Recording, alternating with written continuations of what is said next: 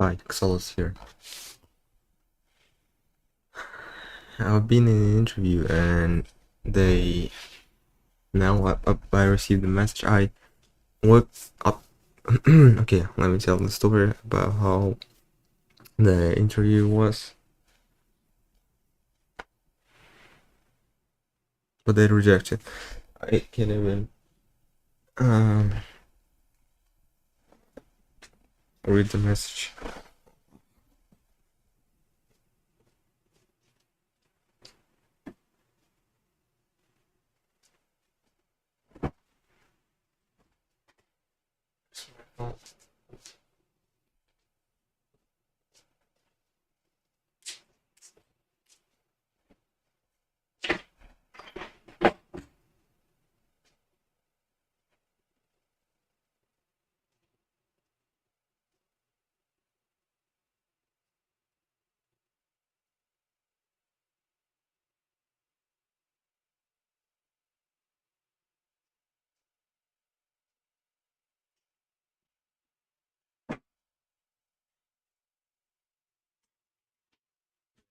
I mean, yeah, I know there's a phone, but I have another one.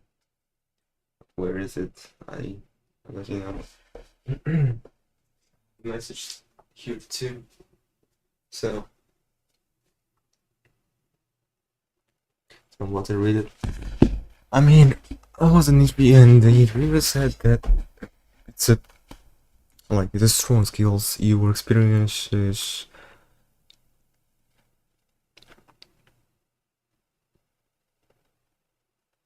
is appropriate to this position, but uh, what was weird in this interview, and then he said a lot of details about their company, and then he said, "Do you have any questions?" And I said, I already asked some questions in the chat, so I said, no, I don't have questions at all. And he was flabbergasted. He was like, "Oh, really? You don't have any questions? Okay, then take a hike. Goodbye." No, I mean, no, and then he was flabbergasted about that. Then he just politely um said, "Okay, that's it. That's it for the interview." Now, he just said, and then he said that when you come up to the office to the lessons, I mean, okay, let me start from the bottom, from the start. Um, Company provides you with lessons, so they can learn and then work. So, and then at the end, he said, when you come up to the office, please ring the bell at the entrance. I mean the special PDA in order to call someone in order to open the door. Yeah.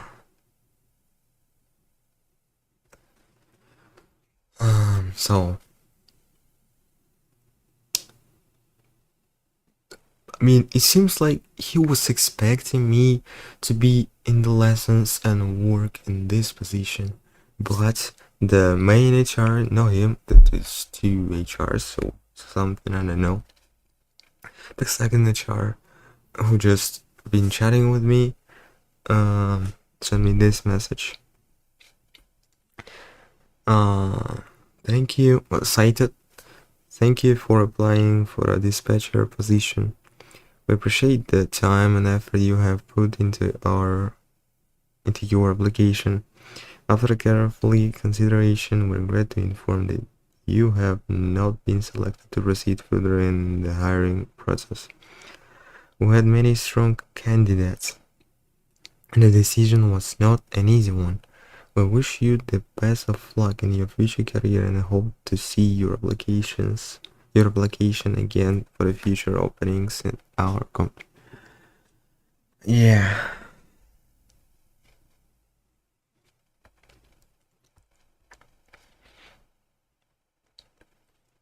It's hard to imagine someone who, like, the strong candidates right there.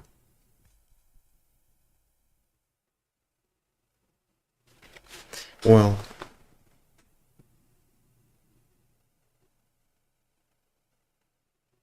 I'm thinking why. I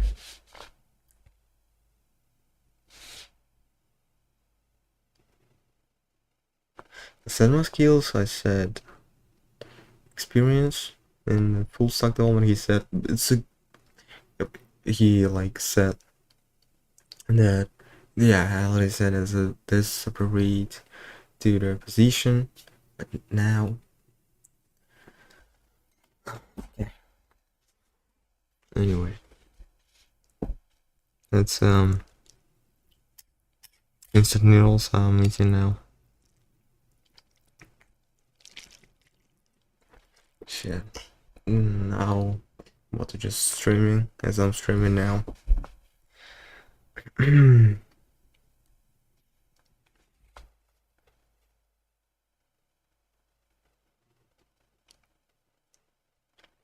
mean, expect this, but like,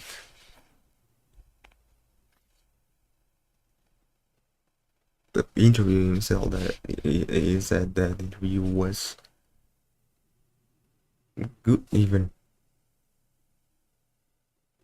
when I said about the experience. But one thing, only when he was flabbergasted. It's the thing when I didn't ask him questions. It's reasonable because I already asked questions in the chat, so I don't even know what the fuck why he's been flabbergasted. And I mean, I didn't want to give a lover to them to the interview too, so I didn't ask any questions. And well, why do I need to repeat the question that I already asked through the chat?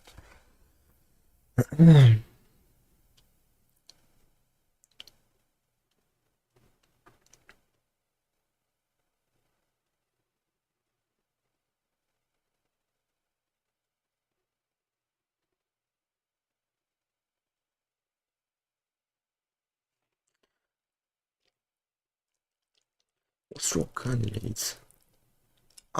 The only thing that I'm now thinking of is that someone was in this position. I mean, I had no experience in this position, but maybe someone was in this position and they went through it. Okay.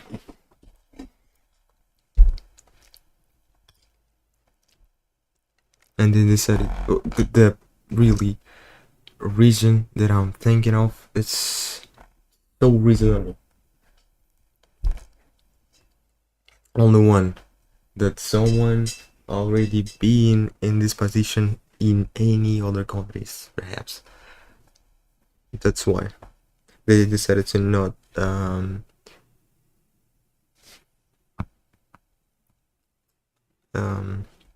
spending money on the lessons that they are providing. Okay.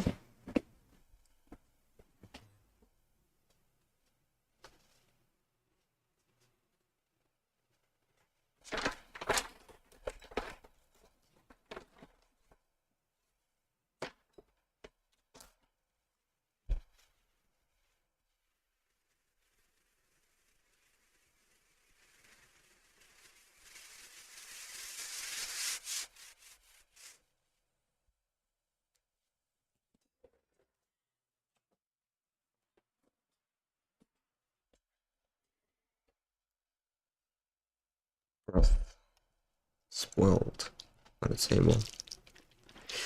That's the only thing that I'm thinking of, really. Because even the interviewer said the exact sentence that I'm saying now. When you come up to the office, I mean, again, you can call through the PDA in order to open the door. So this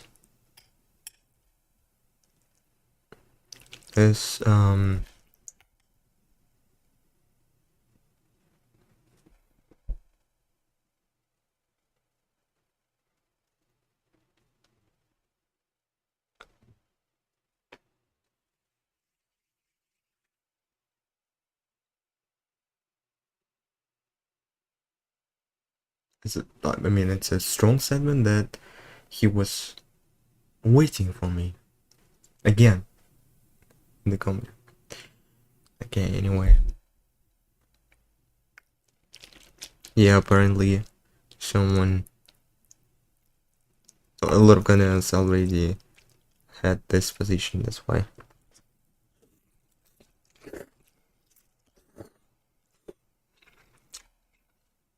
But by the way, it was comfy right there. I even saw that the interview, the cat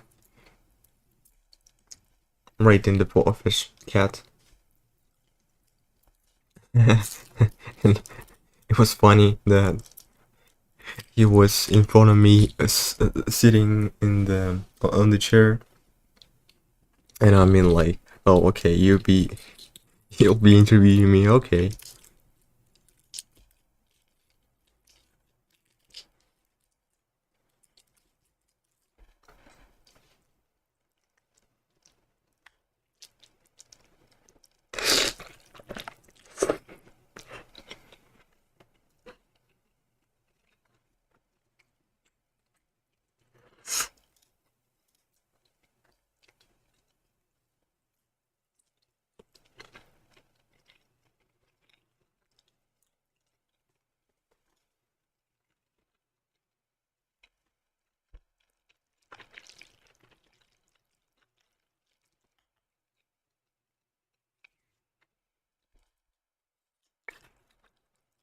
Yeah.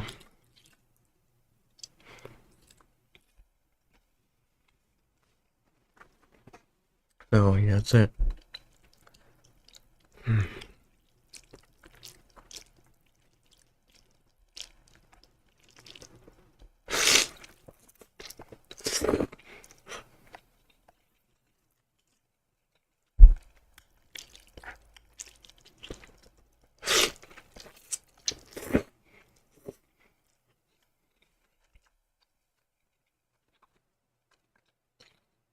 Okay, I'll be right here in some minutes.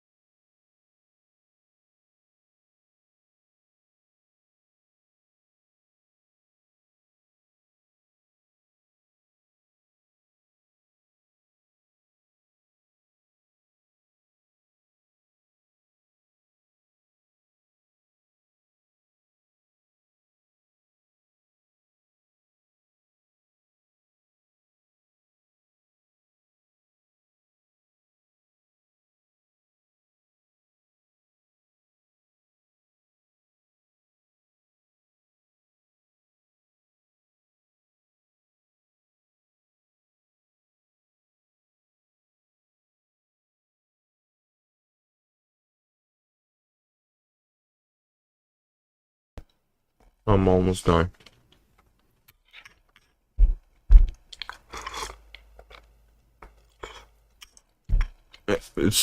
I'm eating now because I'm at home. Wish you would not eating. In what man anyway? It's just a stream, man. I don't care.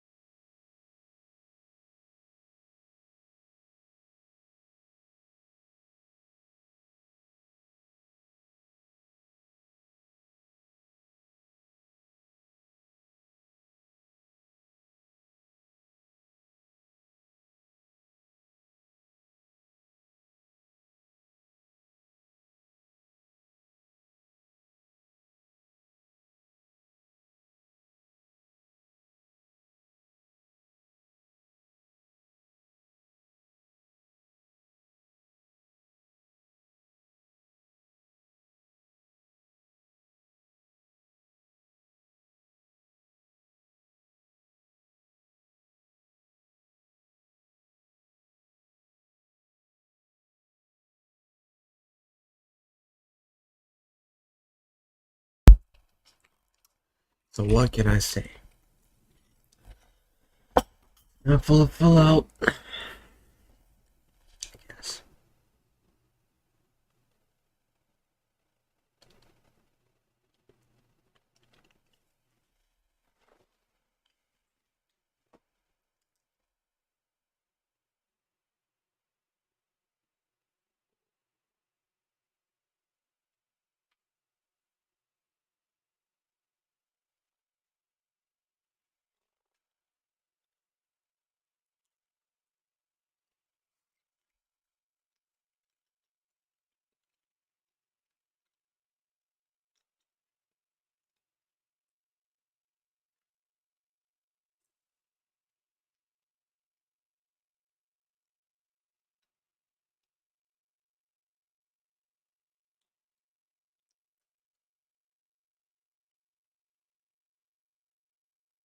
You know, I was expecting filler too, but the interview was. It seems like it was perfect in the view of the interviewer. Like, it seems like he was expecting me to work in this position, really.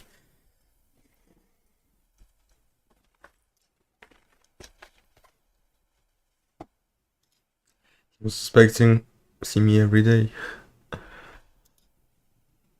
But apparently, the main HR was thinking different. Yeah. Or, again, I'm saying that someone already had this position somewhere in some company or even in this company, and now they have experience in this position. That's the only reason that I'm thinking of, really. I'm already saying the third time, but anyway, I can't stop. Yeah, anyway. I mean,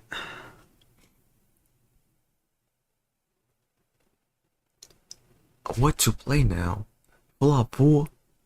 But I know that in the Fallout 4 is gonna be a hard decision between the incident and the brother of this. I know, because I guess it's a bit fast, you know.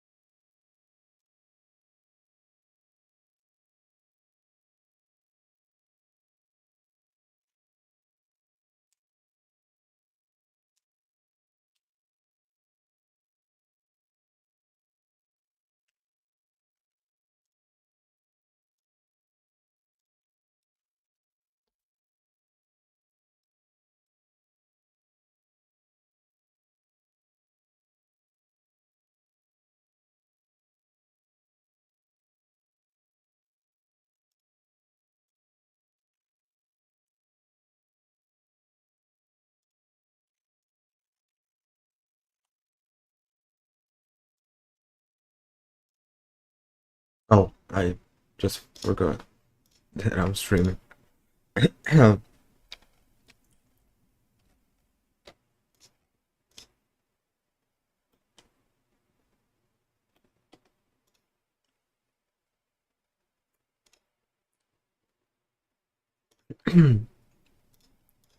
For over 30 years,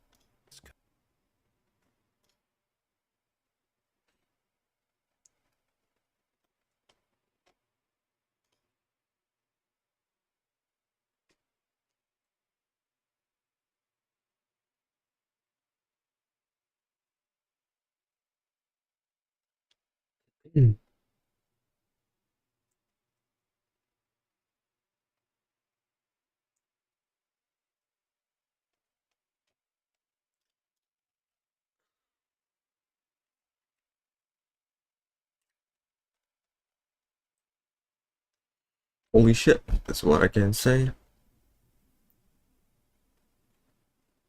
That's all what I can say.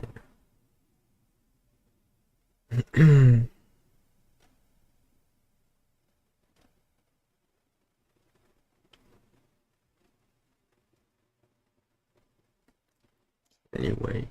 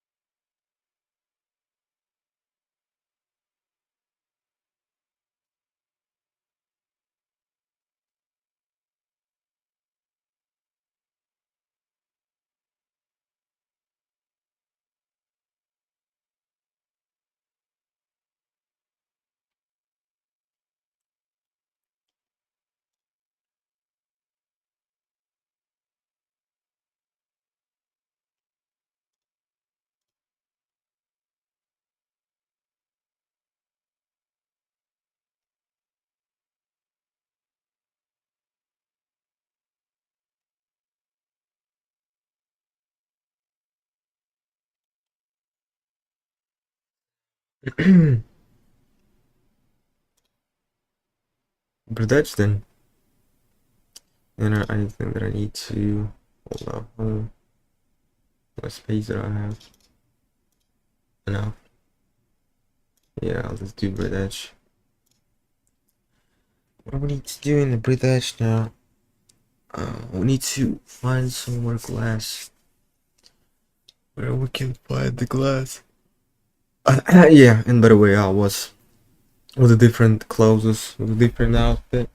I was with outfit that was in the previous trip.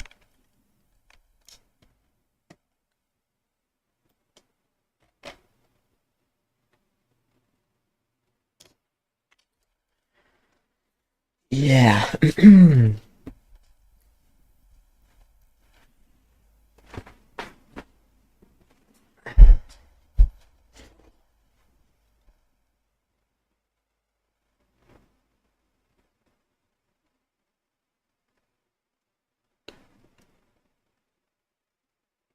And yeah, I asked the question. Let's say it. I don't know. But okay, let's say it again. I said it already. Um, I already asked the question about dress code in the company, and the HR said that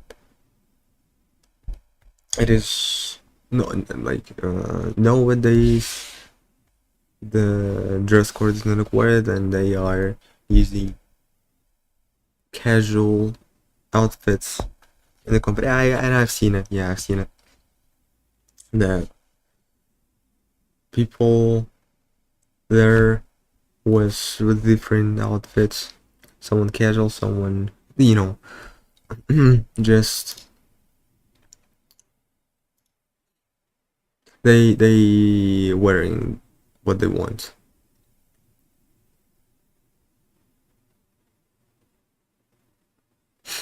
Yeah.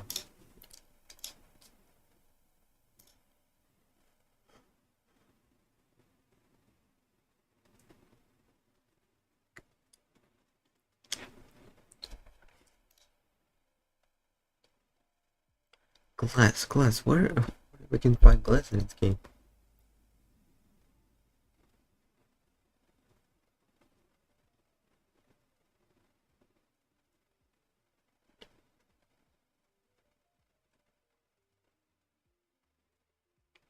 I have no idea, man. I'm speaking English in this game.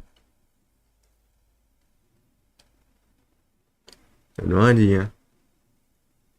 But logically, it has to be in the first area.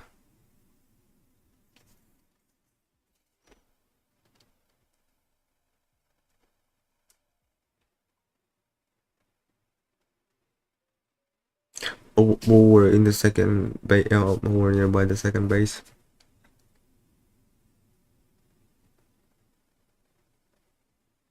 But not in the third area, and somewhere right there.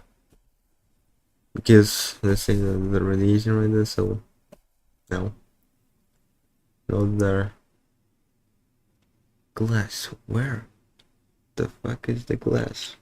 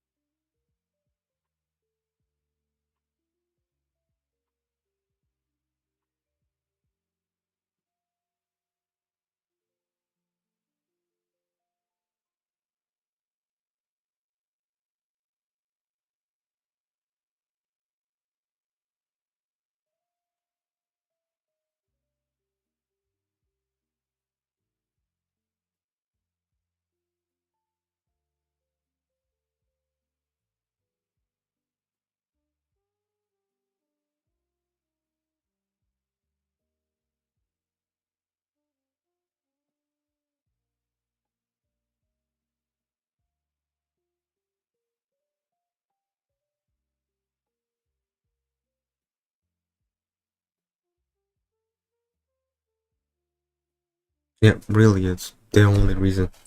But I'm like, I'm not thinking. Underst- I understood all things, and this is the only reason that someone. No, I mean not someone, but a lot of people that already had this position or like this position, so they decided to just not spending money on the lessons.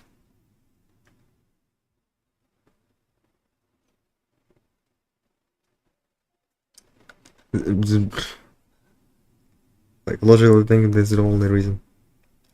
Really.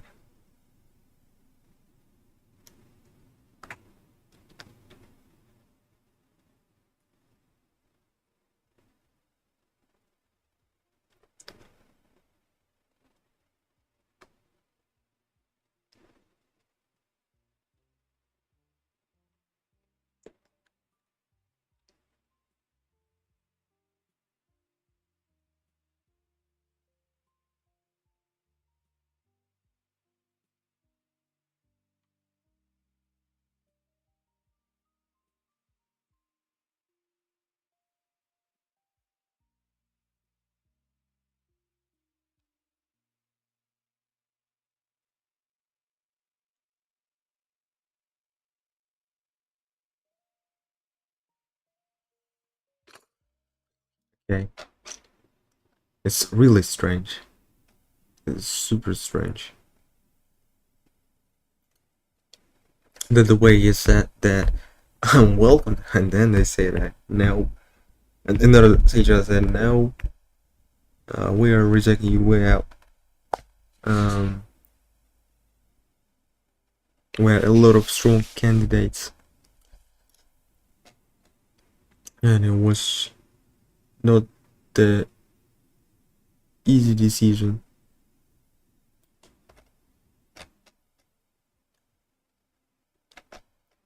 So it's a lot of people with the experience in this position. That's it. Okay.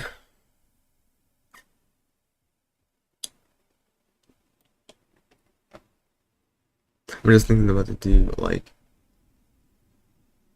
after the gameplay. Maybe I'll do some videos too. Okay. Anyway, let's go to the bridge, but I need to remember now where is the glass. So, first area, no glass there. On ice metal and all the stuff, but not the glass. Not even in the first base. Second area with the second base. Okay, let's see nearby the first base and nearby the second base. There's no glass that I remember. The third area now is the game said it's dangerous because MC doesn't have a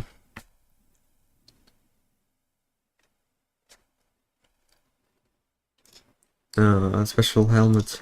But for a helmet you need glass.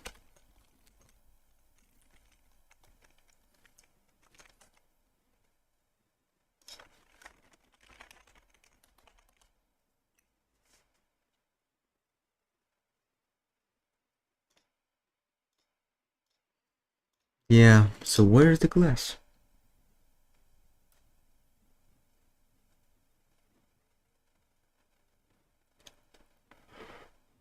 I don't even know.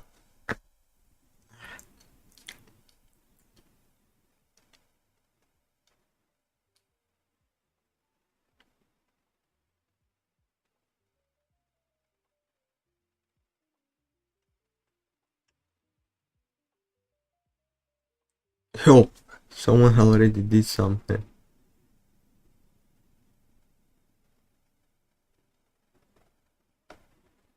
And even more than me. Wow.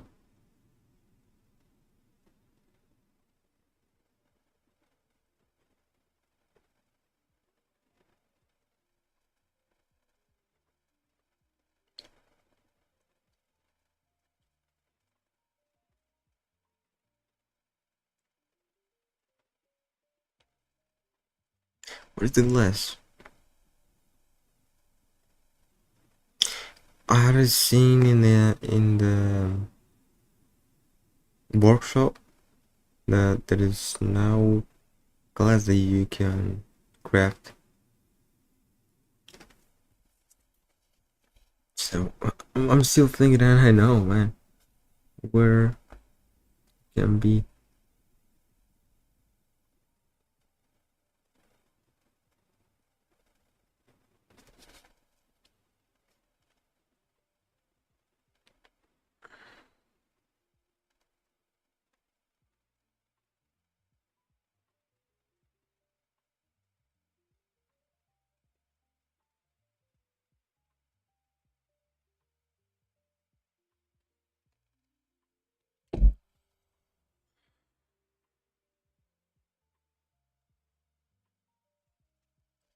Okay.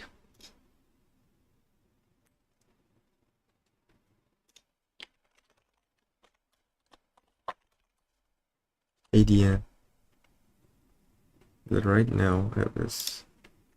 Or Aiden, maybe. Also Aiden.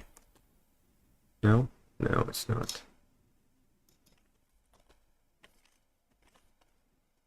ADN.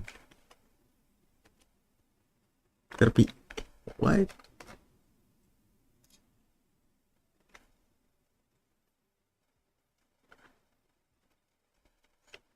Hello, what? Adient. Okay.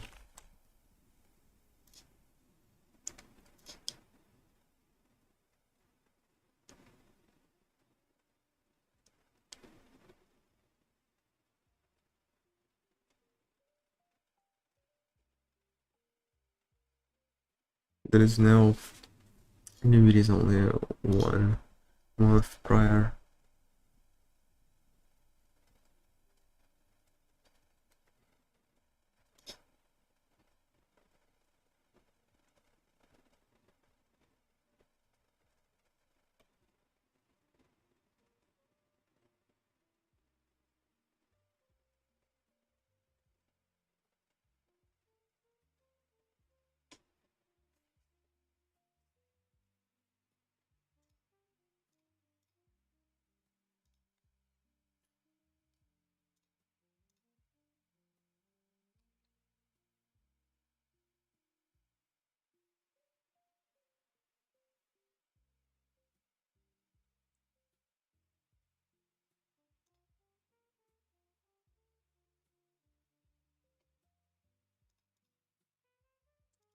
Was 1 year.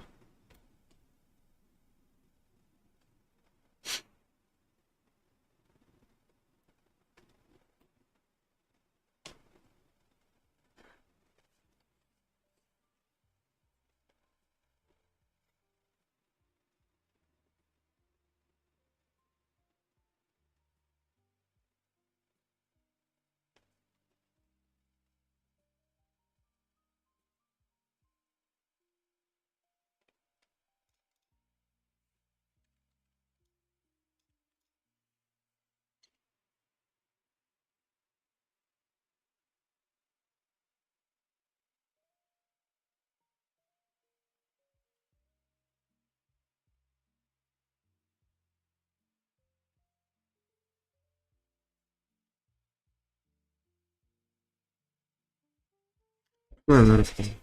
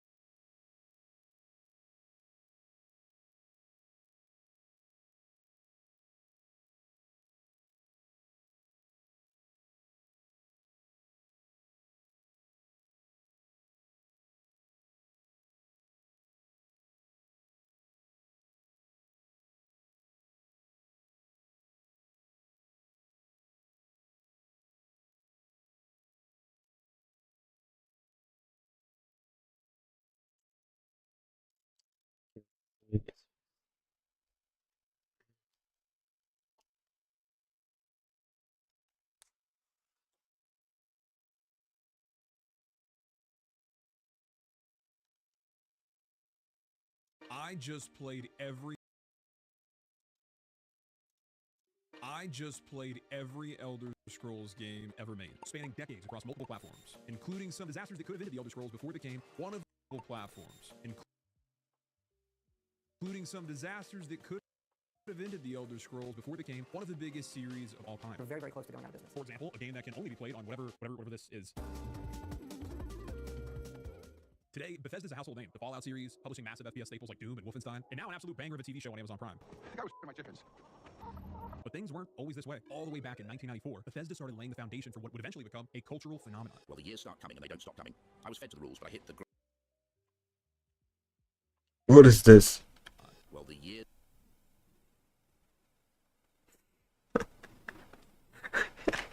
I like it. It's Smash Mouth. Start coming. I began my journey in Elder Scrolls Chapter 1, Arena. Originally planned as a medieval gladiator game, where you fight in coliseums against other players, the devs kind of got a little ambitious and started building towns and cities outside of these arenas, then dungeons to explore, and everything in between. Soon enough, they were taking inspiration from Ultima, the most popular RPG at the time, and had crafted an entire continent, Tamriel. Until now, I had no idea how big this game's map actually was. Not only is it the largest of all of the Elder Scrolls games, but it completely overshadows, like, everything. Well, almost everything. It's not as big as Elite Dangerous, but it overshadows, like, everything. Hmm.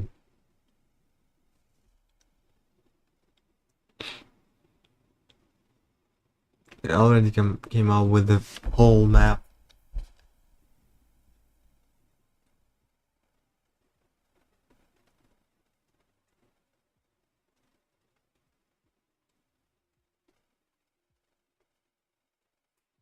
In order to put the games. It's not as big as Elite Dangerous, but it sits at just over 8 million kilometers squared. In actuality, you're not able to travel across the entire map on foot. You do have to travel from one area to the next, but Arena has the entirety of Tamriel included in its map. This is where it all started for Arena has the entirety of Tamriel included in its map. This is where it all started for Elder Scrolls. You can visit Morrowind, the Imperial Province of Cyrodiil, where Oblivion takes place, or even Skyrim, with actual major cities that you might recognize like Falkreath, Riften, and even Whiterun. And utilizing procedural generation, the game creates unique towns and dungeons throughout, with a day and night cycle that will change with every playthrough, just like No Man's Sky. Except they did this 30 years ago in 1994 and ran on floppy disks with 8 megabytes of RAM. On computers that sounded like a Boeing 747 when you start them up. I really thought this was going to be a quick, easy run through. For serious, this might have been the most difficult starter area I've ever played in a game. After selecting your class and what skills you want to put points into, is that William Montgomery from Kill Tony? Look at this guy. You're thrown into a dungeon that you have to escape. Before you can start the main quest where you have to find a staff that'll save the Emperor. Nowadays, this is where you're taught the mechanics and explained all the buttons you got to know to play and all that stuff. But this was 1994. If you reached out for a game to hold your hand, the dev swatted it down and laughed in your face, spit on you, called you a nerd. Ah!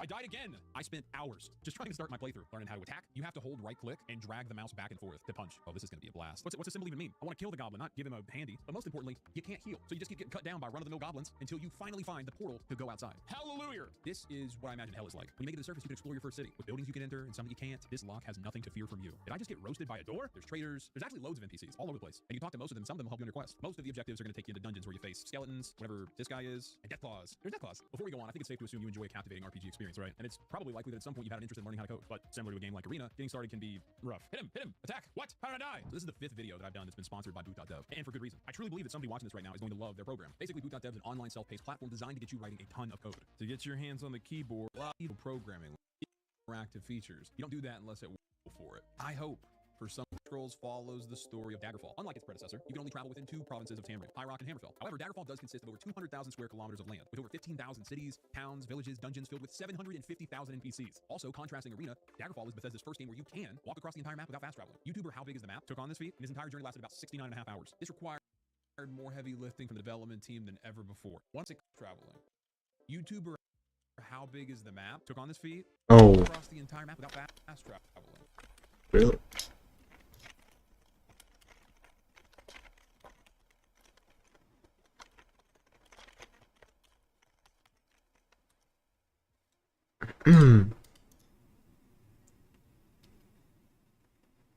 Well, okay. All what he does is just go over the map, go across the map, and that's it. In this channel.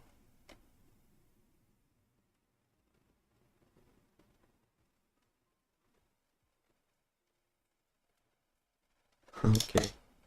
YouTuber How Big Is the Map took on this feat, and his entire journey lasted about 69.5 hours. This required more heavy lifting from the development team than ever before. One of the lead designers, Julian LaFay, described Daggerfall as a game that they had to do all sorts of stupid patches for. As even with it being Daggerfall, as a game that they had to do all sorts of stupid patches for. As even with it being Bethesda's biggest success up to this point, selling over 100,000 copies in the first 2 days, the game's release was plagued with buggy code. Sound kind of familiar? But this is where it gets interesting. This sparked enthusiasts of the game to develop their own tools. This is well before official mod support was added to Bethesda games. The modders not only fixed several bugs, like they always do, but added a number of additional quests, graphical enhancements, and gameplay features that didn't even exist in the original title because they wanted to make the game that they enjoyed better. Or they were just some freaky little gamer boys. These were some of Bethesda's first major mod packs, created by independent modders such as Dagerfall and Andyfall. Additionally, you can play an entirely remade Daggerfall in Skyrim now. This, right here, is the foundation to what I think has made these games so awesome and so special. It pushes them past just being games. They become blank canvases, allowing the community to get involved and showcase their creativity. Today, Bethesda has one of the most active modding communities in the gaming industry, so you can experience the game in all new ways, virtually endlessly. From my perspective, this is one of the recurring themes and pillars of success for the Elder Scrolls. But the second pillar, I think, is a more controversial one. We're gonna talk about that shortly. So Daggerfall begins with your old pal Earl Septim asking you for help to free the Ghost of the King. And I totally forgot the beauty that was cutscenes and games in the mid-90s. In several games from this era, developers were really into making live-action scenes with actual actors, and they were just glorious. I ask this as your emperor and your friend. I mean, look at this guy. They were just like, yeah, just stand there with a torch and then look vacantly into the camera. After the intro, you're again thrown into a dungeon. I shall henceforth be known as T. Baggins, which I thought was going to be a different experience than Arena, considering I turned the enemies to the very slow modifier. Nope, I died multiple times. Oh, I died! But when I finally found the exit, you get one of those nice Bethesda staples, the step out moment. Basically, where you complete the tutorial or intro area, and you step out and get to see the world for the first time. I think that they've always done a pretty good job at making that moment impactful. Additionally, you're able to open your map and fast travel anywhere immediately, so long as you have the gold to get you there. And there are thousands of towns across Daggerfall to explore. I chose to head to Charentown, cautiously. All of the NPCs were like 3 feet taller than me for some reason. What is this? What are you doing with your hand? Are you feeding the ducks? I don't like it. But the devs improved the overall look after Arena for sure, and started really leaning into how the inventory systems work, with better organized categories for weapons and armor, magic items, clothing, and ingredients to craft with. The town guards are still unforgiving. Do you wish to surrender to the city guards? I guess so. Oh! I surrendered! In between the main Elder Scrolls series, there were a couple lesser-known spin-offs. The first one was 1997's An Elder Scrolls Legend Battlespire. Encapsulating the original idea for the first title, this iteration had a feature that none of the games in the series even had until Elder Scrolls Online, multiplayer. In Battlespire, you can play with 2 to 8 players, online or over LAN. If you're underage, that means connecting all of your computers to a central hub, so that you can play together locally. This was pretty commonplace at the time for games like Doom or RTS titles like Command & Conquer, but nobody was doing anything like Battlespire. Before you enter a match, you create a comprehensive build with your character's race, their sex, with or without clothes. Yeah. There was the option to go full nude on a DOS game in 1997. The attributes page is the most in-depth out of any Bethesda game up to this point. There's so many options, it took me about an hour just to even press start on the game, after the 15 minutes that I'd already spent on the Create Thy Face page. This would make for some unique death matches with friends, but because that was almost 30 years ago and done through GameSpy, servers are no longer online. So the only way that I could play Battlespire was in single-player mode. And just like the next game, it is very different from the typical Elder Scrolls formula. In Battlespire, there's no merchants, no towns, no fast traveling. Your objective is to rise through 7 levels in various realms of Oblivion, which really isn't a strong suit of these games in the first place, and some pretty out-there voice acting. Did this really just And then Redguard, I think. The character build menu, as we talked about earlier, the looting and inventory management systems, these all felt I know, Daggerfall. Yeah, the next Daggerfall and then Redguard. polygonal models that were used for most NPCs at the time. I don't know what it is about 2D demon sprites stalking you in a 3D environment, but it's unsettling. I think this is the way that I need to go. Ah, no! Shut the door! Ah, no! I already said something about the Daggerfall. It's game 2, gotta be. Yeah, just missed it. Anyway, Redguard now. With 1998's Elder Scrolls Adventures Redguard, but seriously, I don't know who thought it was a good idea to change the names like every game. Elder Scrolls Legend, Adventures, just pick one. Just pick one. That tester that was initially brought on to do the port. But it was stories. It's like you know, in GTA they also had GTA stories specifically for the PSP, but I think they decided to do the same thing. Hold up, no. Oh no, hold up.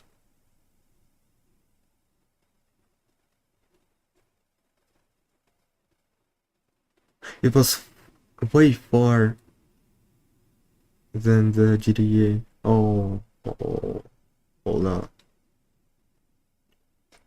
But it's just a story. I mean, I can even show you now. I said it in the previous or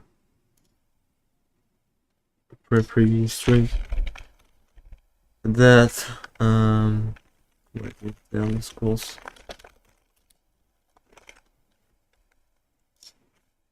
When the game without the number, then it's called look, where is it? Like Legend and Adventures. I mean, it's completely different name. Yeah. It's not just the Elder Scrolls, it is the Elder Scrolls Legend, the Elder Scrolls Adventures. Yeah. But here, look at this. 1, 2, 3, 4, and 5. Yeah, there it is. For Arena has now been with Bethesda for 4 years and is finally given his shot to lead his. But again, Just pick one. That tester that was initially brought on to do the port for Arena has now been with Bethesda for 4 years and is finally given his shot to lead his first project. If you don't know his name by now, you definitely know these 3 words. This just works. Todd Howard, or as I call him, Hot Toddy, was entirely responsible for one of the last games ever made on DOS. Before moving on to Windows 98 to add 16 times the detail. I couldn't help it, I'm sorry. But this put Redguard in a uniquely disastrous position to flop even harder than Battlespire did. Built specifically for the 3DFX Voodoo 2 graphics card, pushing it to the limits of 3D acceleration capabilities at the time. If you're unfamiliar with this graphics card, it's because basically nobody had it. The game was one of the most graphically impressive ever built on DOS, but it just couldn't even compete with other games releasing that year. Most notably Legend of Zelda Ocarina of Time, which is still one of the best games ever made, so comparing the two isn't really fair. In just 2 short years after Redguard's release, 3DFX shuts down and stops all support for their products, making way for the behemoth that is NVIDIA graphics, which is likely what you use in your computer today. So betting on the wrong horse, Bethesda kind of created a game that went out of date faster than any game ever. Even running it on my NVIDIA RTX 3080 Ti, I had several problems with the FPS and animations. It just doesn't work well on NVIDIA cards. This guy hasn't hit me once. So this game doesn't use the mouse at all. You attack with control, and your health is a candlestick for whatever reason. The aesthetic of the environment and the characters, and the continuously playing unstoppable ambience music made me feel like I wasn't so much in an Elder Scrolls game, but more of like a RuneScape. He said, "Barr." I just can't do this RuneScape. combat system, and then coupled with these voice lines. Overall, the game flopped in Todd Howard's words. Same as Battlespire, there were just aspects of the original 2 games that people were craving. You play as an non-customizable premium character. The map is a grain of sand compared to Daggerfall and Arena, with 0 side quests, just the main storyline. So with 2 games now bombing in a row at the end of the millennia, just like 3DFX, Bethesda began spiraling into what looked like going out of business. So Todd Howard rallied their programmers, their level designers, their artists for one final shot, with the most ambitious project that they'd ever done. Morbid. Tell it up. This load screen still haunts my dreams. I can vividly remember being 8 years old. It's the summer of 2002, and I can vividly remember being 8 years old. It's the summer of 2002, and going over to my friend's house, and he pulls out his Xbox, pops in Morrowind, and shows me my first ever open world RPG experience. You could go anywhere without following a linear storyline. You could be anything, like an archer or an acrobat. So we did what pretty much any prepubescent gamers would do and spend the entire night eating pizza and killing everybody in town and taking all their clothes because it made us feel funny. I never played anything with this much freedom of choice. I was blown away, like the people of... It was a shock that that game can be. Morrowind is really the most important game of the series. After the previous 2 Bethesda failures, this was their make or break moment. If it failed, Bethesda was done, but it did. This is because the first pillar of Bethesda's success, the mod community, received its first official mod support system for a Bethesda game with the Morrowind construction set, allowing anyone to change anything about the game on an intuitive menu for the first time. And the second pillar, which I'm gonna step out on a limb now and say is Todd Howard, How dare you? started excelling in unison, shaping the future for what the franchise would eventually become. Now, of course, there were several more Bethesda employees in the future for what the franchise would eventually become. Now, of course, there were several more Bethesda employees involved, but I doubt that Morrowind would be the game that it is without Todd. Let me explain. Other Bethesda employees wanted to use the same formula as Daggerfall, with a massive procedurally generated map, dungeons, towns, everything. But Todd insisted on the smaller map, which ended up a little under half the size of Skyrim, but filled to the brim with handcrafted quests, NPCs, and POIs, so players could have unique experiences that felt genuine and immersive, not generic. If Todd wasn't there, Morrowind would have likely been a much larger world, with POIs spread few and far between that look vaguely similar, almost, I don't know, like a game I can't think of. It'll come to me. This is where the third pillar of Elder Scrolls success comes in, as Morrowind's lead designer calls it a freeform experience. That feeling of creating your own unique adventure that can be completely different with every playthrough. That really comes into fruition here. I haven't played Morrowind since the mid-2000s, so if I'm being honest, this is probably the one I'm most excited to play again, just to experience it as an adult, especially after just playing all of its predecessors, so that we both can kind of comprehend the steps and the effort that it took to get it to this point. These load screens are so much faster than I remember. And funny, I always thought it was just me until that interview a couple years ago. When Morrowind loads, sometimes you get a very long load. That's us rebooting the Xbox.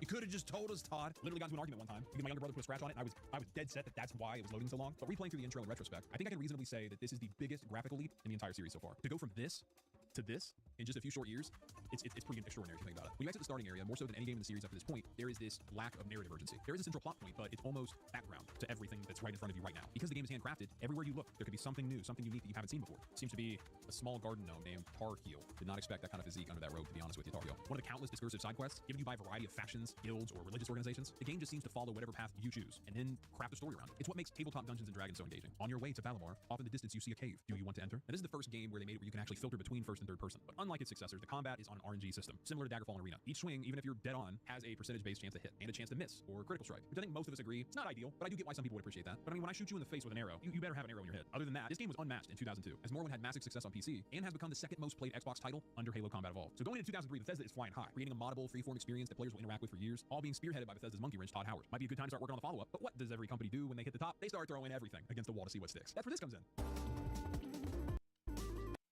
6 to 8, 6 to 9. Okay, games. Now today, Can I remember that? the Apple and Android stores are filled with thousands of games from all genres, from basic tappy tappies all the way to filled with thousands of games from all genres, from basic tappy tappies all the way to entire first-person shooter experiences that are similar to consoles. But not so long ago, in the year 2003, actually that's a really long time ago. Never was that more apparent than asking my kid to help me set up this scene that you see right here. Do you know what that is? No. You don't know?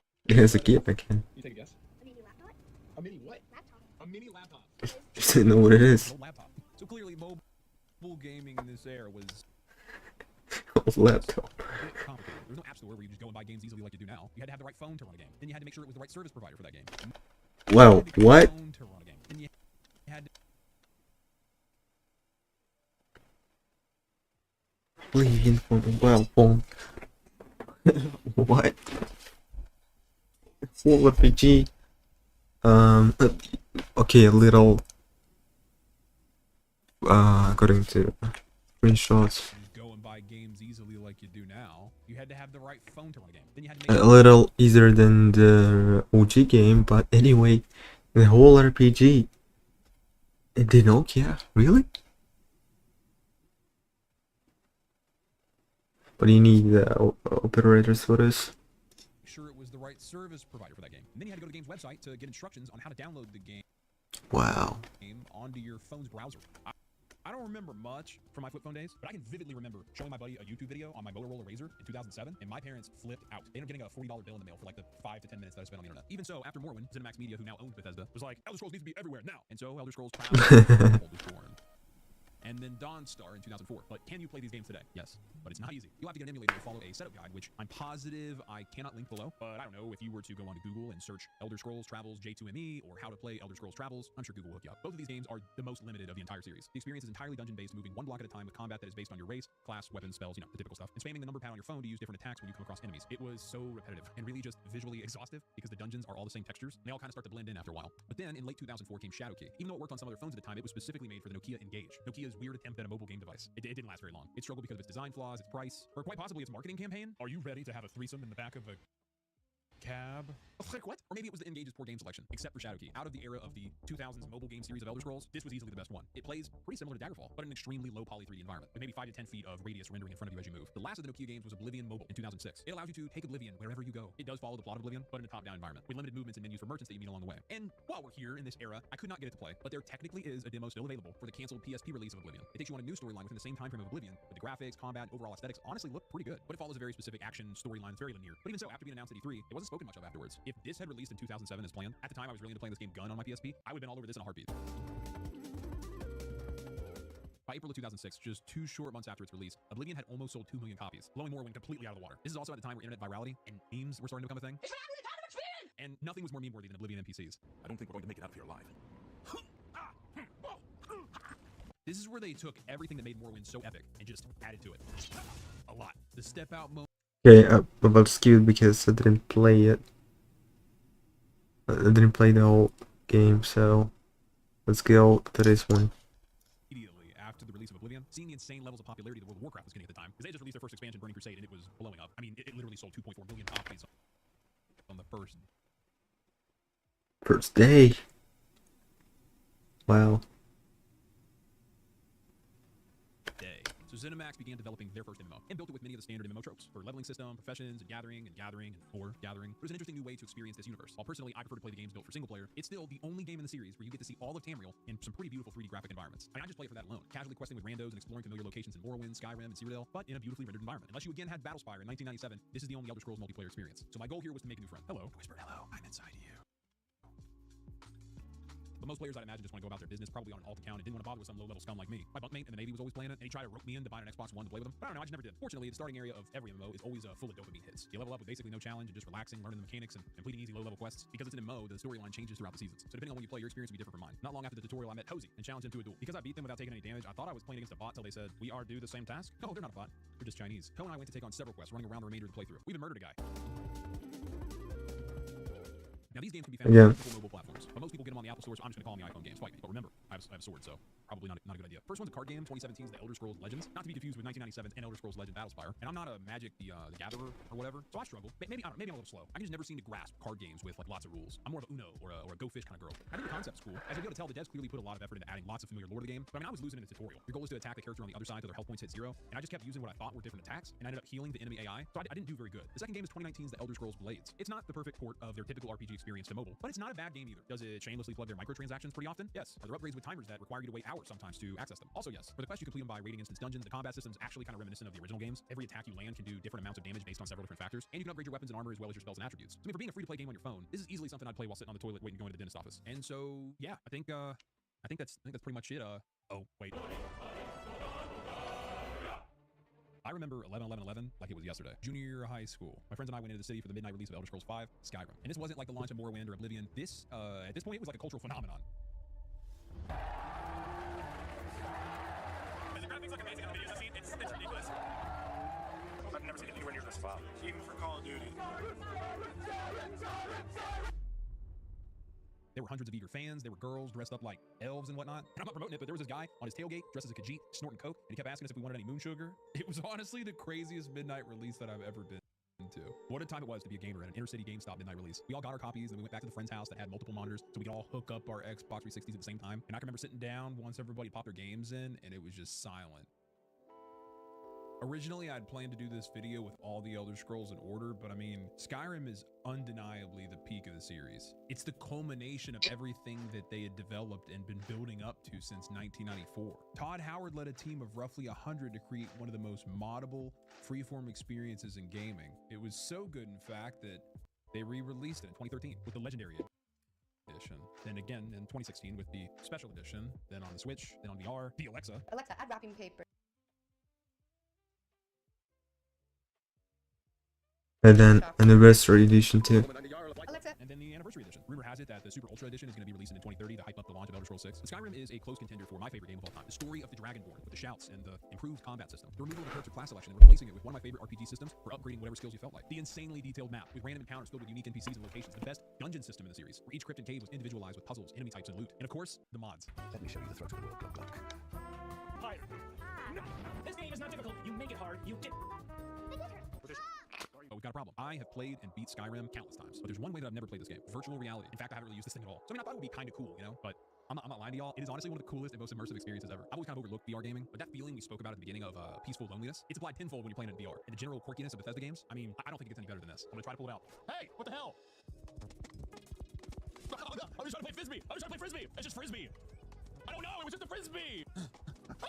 I need you to hide me. They're coming. I just want to play Frisbee. So there is one mod that I tried for days to get working for this video, because after seeing it in action, I think that it's the future of all RPG games. Mantella. I have a letter here that is proof that Jarl Skald is working with the Imperial Legion. These accusations are preposterous. What this mod does is it connects ChatGPT and OpenAI to Skyrim NPCs, allowing them to converse with you without falling out of character. In its current form, it's pretty rudimentary, and if you're not well versed in modding like myself, you might not even be able to get it to work. But the concept of being able to have unique conversations with NPCs that you've known for years, like conversations that only literally you have had with them, there's nothing I want to see professionally developed into a game more than this. And even with all the success of games like Skyrim with their modding, I can't help but look toward the future. Bethesda, Talos willing, this video gets back to you, but each game that you've made has taken some sort of leap forward. This, in my opinion, should be the next leap, a built-in chat model for Elder Scrolls 6. Not to just converse with the NPCs, but with potential to create your own quest by just asking an NPC if they need anything. The possibility of asking or convincing an AI to do something, such as letting a prisoner go or kill their neighbor for a cow. Now, of course, Bethesda misfired a bit with Starfield, though it's really not a bad game, and the creation engine they run their games on is outdated, but overall, Bethesda and ZeniMax Studios have brought us some of the most impactful games of our time. So I just want to take a second to say, thank you, Todd. Thank you for having a vision to focus not so much on the quantity or the sheer size of a game, but to put all efforts into the quality, into the handcrafted storytelling, the freeform experience, to go anywhere and do anything, with unique characters that even after all these years live rent-free in my head. And I want to thank the Bethesda mod community, both of whom create new experiences in these games for us completely free. They're the reason that decades later we can play these games in all sorts of new ways. You guys and gals are one of the main components of why these games are as good as they are. So next time you download a mod from Nexus, toss a coin to the modder in their donations tab. I'm sure they would appreciate it. And if you enjoyed watching this journey through the entirety of Elder Scrolls, as much as I enjoyed playing them, consider subscribing to the next one and leave a like or something for the algorithm. Then join me as I explore the next series right here. It's probably going to be Fallout since I'm on a Bethesda kick now. You gotta go and you gotta click it or something. You gotta click it. You can't stay here. I can't leave until you. My kids are outside the room. It's 100 degrees in this room. Just click it. Okay. You know what? I think that we can. Oh, Fallout. Yes, even Fallout. We'll watch it next. I think that.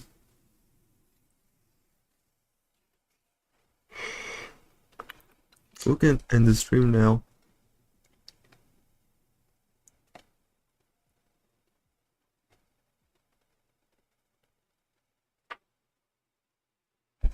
And this nicest note. Yeah, that's it.